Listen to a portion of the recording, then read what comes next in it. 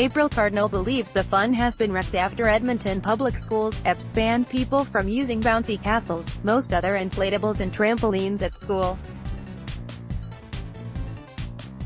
The regulation, which was issued June 14 and applies to all the district's 213 schools, says using inflatable amusement attractions and trampolines is prohibited, including by organizations that rent school facilities.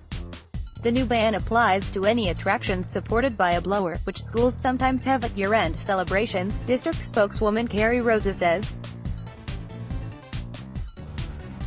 A couple of students at Victoria School of the Arts were hurt last year while on an inflatable, she says. There have been instances where students have been injured on inflatables, and we take the safety of our students very seriously and we want to keep kids safe at all times, she says. That's one factor we considered when we decided to discontinue the use of inflatables in our schools.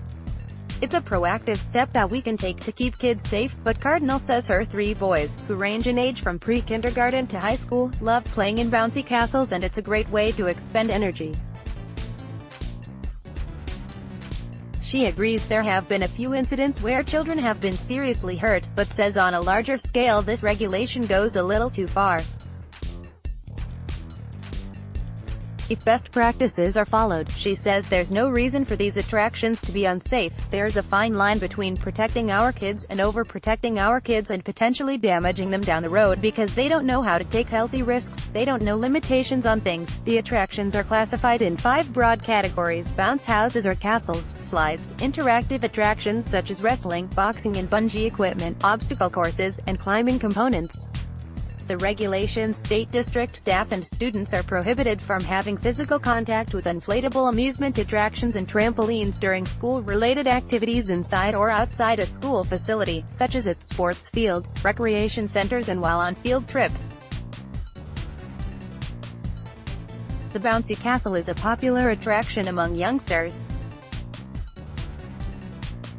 Sun Media Greta Gerstner, who has 2 children in grade 4 and grade 6, says the board should have consulted with parents before implementing this policy. There are lots of obstacle courses that can be used safely, she says. Don't use it on a windy day, she suggests. Inflatable amusement attractions that do not require physical contact, such as an inflatable basketball stands, are exempt from the regulation. Mini trampolines and similar devices recommended by a qualified professional and used for special education purposes are also exempt, as is inflatable school furniture used to create learning spaces sensitive to sensory, motor, pre-kindergarten programs or special needs. In the last 2 years in Alberta, more than 80 people have been treated for injuries from playing in or on an inflatable device, according to myhealth.alberta.ca. Of all amusement park rides, 48% of injuries happen on inflatable slides and bouncy attractions when people bump into each other, children fall off tall structures with slides, devices collapse, or when the structure tips over or is lifted into the air when it's windy. Injuries can include broken bones, head injuries, back and neck injuries, sprains, bruises, and cuts, and in some cases can be severe enough to cause a permanent disability or death, the website says.